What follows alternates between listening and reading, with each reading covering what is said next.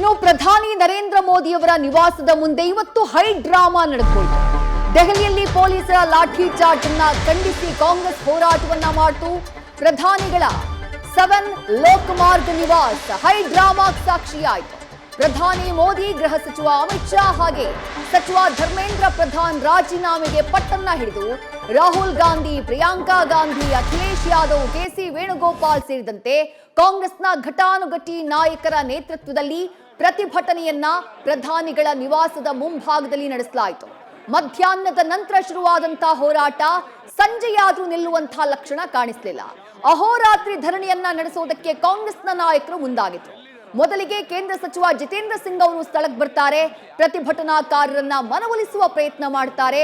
ಅದು ಸಾಧ್ಯ ಆಗದೇ ಇದ್ದಾಗ ಸಂಜೆ 6:30 ಸುಮಾರಿಗೆ ಪೊಲೀಸರು ಪ್ರತಿಭಟನಾಕಾರರನ್ನ ವಶಕ್ಕೆ ಪಡೆದರು. ರಾಹುಲ್ ಗಾಂಧಿ, ಪ್ರಿಯಾಂಕಾ ಗಾಂಧಿ, ಅಖಿಲೇಶ್ ಯಾದವ್ ಸೇರಿದಂತೆ ಎಲ್ಲ ಪ್ರತಿಭಟನಾಕಾರರನ್ನ ವಶಕ್ಕೆ ಪಡೆಯಲಾಯಿತು. ಹೀಗೆ ವಶಕ್ಕೆ ಪಡೆದಂತಹ ಟೈಮ್ನಲ್ಲಿ ರಾಹುಲ್ ಗಾಂಧಿಯವರ ಜೊತೆಗೆ ಅವರನ್ನ ವಶಕ್ಕೆ ಪಡೆಯುವಾಗ ಆದಂತಹ ನೂಕಾಟ ತಳ್ಳಾಟದ ಪರಿಣಾಮ ರಾಹುಲ್ ಗಾಂಧಿಯವರ ಮೂಗಿಗೂ ಗಾಯಗಳಾಗಿದ್ದಾವೆ.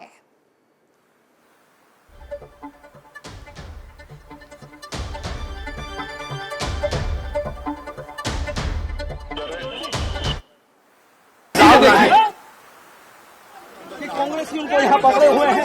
राहुल गांधी ने देखिए ये तस्वीरें देखिए कि कांग्रेसी उनको यहाँ पकड़े हुए हैं। राहुल गांधी ने देखिए ये तस्वीरें देखिए कि कांग्रेसी उनको यहाँ पकड़े हुए हैं।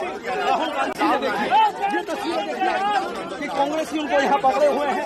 राहुल गांधी ने देखिए ये तस्वीरें देखिए कि कांग्रेसी उनको यहाँ पकड़े हुए हैं।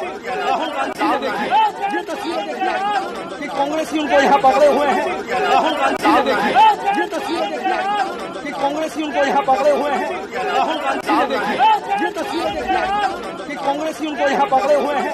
राहुल गांधी ने देखिए ನಿನ್ನೆ ನೀಟ್ ಪರೀಕ್ಷೆಯ ಸೋರಿಕೆಯನ್ನ ಖಂಡಿಸಿ ಧರ್ಮೇಂದ್ರ ಪ್ರಧಾನ್ ಅವರ ರಾಜೀನಾಮೆಗೆ ಆಗ್ರಹಿಸಿ ಕಾಕ್ರೋಚ್ ಜನತಾ ಪಾರ್ಟಿಯ ನೇತೃತ್ವದಲ್ಲಿ ಸಾವಿರಾರು ಸಂಖ್ಯೆಯಲ್ಲಿ ವಿದ್ಯಾರ್ಥಿಗಳು ಸಂಸತ್ ಭವನಕ್ಕೆ ಮುತ್ತಿಗೆ ಹಾಕೋದಕ್ಕೆ ಮುಂದಾಗಿದ್ರು. ಹೀಗೆ ಮುತ್ತಿಗೆ ಹಾಕೋದಕ್ಕೆ ಮುಂದಾದಾಗ ಆ ವಿದ್ಯಾರ್ಥಿಗಳ ಮೇಲೆ ಲಾಠಿ ಚಾರ್ಜ್ ಮಾಡಲಾಗಿತ್ತು, ಅಶ್ರುವಾಯುವನ್ನ ಪ್ರಯೋಗ ಮಾಡಲಾಗಿತ್ತು, ಸಾಕಷ್ಟು ವಿದ್ಯಾರ್ಥಿಗಳನ್ನ ವಶಕ್ಕೆ ಪಡೆಯಲಾಗಿತ್ತು. ವಿದ್ಯಾರ್ಥಿಗಳ ಮೇಲಾದಂತಹ ಲಾಠಿ ಚಾರ್ಜ್ ಅನ್ನ ಖಂಡಿಸಿ ಜೊತೆಗೆ ನೀಟ್ ಪರೀಕ್ಷೆಯ ಸೋರಿಕೆಗೆ ಸಂಬಂಧಪಟ್ಟ ಹಾಗೆ ಸೆಷನ್ ನಲ್ಲಿ ಚರ್ಚೆ ಆಗಬೇಕು ಅನ್ನುವಂತಹ ಆಗ್ರಹವನ್ನ ಮುಂದಿಟ್ಕೊಂಡು ಧರ್ಮೇಂದ್ರ ಪ್ರಧಾನ್ ರಾಜೀನಾಮೆಯನ್ನ ನೀಡಬೇಕು ಅನ್ನುವಂತಹ ಆಗ್ರಹವನ್ನ ಮುಂದಿಟ್ಕೊಂಡು ವಿಪಕ್ಷ ಕಾಂಗ್ರೆಸ್ ಪ್ರಧಾನಿಗಳ ನಿವಾಸದ ಮುಂದೆಯೇ ಪ್ರತಿಭಟನೆಯನ್ನ ಆರಂಭ ಮಾಡಿತು. ದೊಡ್ಡ ಸಂಖ್ಯೆಯಲ್ಲಿ ಕಾಂಗ್ರೆಸ್ನ ನಾಯಕರು ಪ್ರತಿಭಟನೆಯಲ್ಲಿ ಭಾಗಿಯಾಗಿದ್ರು. ರಾಜ್ಯದಿಂದ ಸಚಿವ ಸಂಪುಟ ವಿಸ್ತರಣೆ ಸಂಬಂಧ ಚರ್ಚೆಗೆ ತೆರಳಿದ್ದಂತಹ ಸಿಎಂ ಡಿಕೆ ಶಿವಕುಮಾರ್ ಅವರು ಮತ್ಯಾವುದೋ ತಮ್ಮ ರಾಜ್ಯದ ಕೆಲಸಕ್ಕಾಗಿ ತೆರಳಿದ್ದಂತಹ ಕೇರಳ ಸಿಎಂ ವಿ.ಡಿ. ಸತೀಶನ್ ಸೇರಿದಂತೆ ಹಲವು ಕಾಂಗ್ರೆಸ್ನ ನಾಯಕರು ಈ ಪ್ರತಿಭಟನೆಯಲ್ಲಿ ಭಾಗಿಯಾಗಿದ್ರು. ಸಂಜೆಯ ನಂತರದಲ್ಲಿ ಕಾಂಗ್ರೆಸ್ನ ನಾಯಕರು ಮನವೊಲಿಕೆಗೂ ಬಗ್ಗದೇ ಇದ್ದಾಗ ಅಹೋರಾತ್ರಿ ಧರಣಿಯ ಘೋಷಣೆ ಮಾಡ್ತಾ ಇದ್ದ ಹಾಗೆ ಪೊಲೀಸರು ಸ್ಥಳಕ್ಕಾಗಮಿಸಿ ಪ್ರತಿಭಟನಾಕಾರರನ್ನ ವಶಕ್ಕೆ ಪಡೆಯುವಂತಹ ಕೆಲಸವನ್ನ ಮಾಡಿದ್ದಾರೆ. ಈ ಸಂದರ್ಭದಲ್ಲಿ ರಾಹುಲ್ ಗಾಂಧಿಯವರ ಮೂಗಿಗೆ ಗಾಯಗಳಾಗಿದ್ದಾವೆ.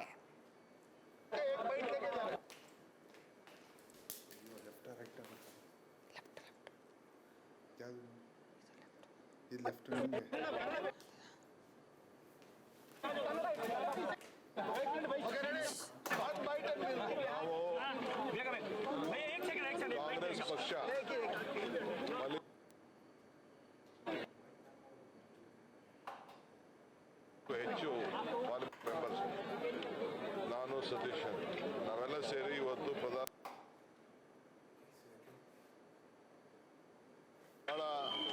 ಸೌಮ್ಯ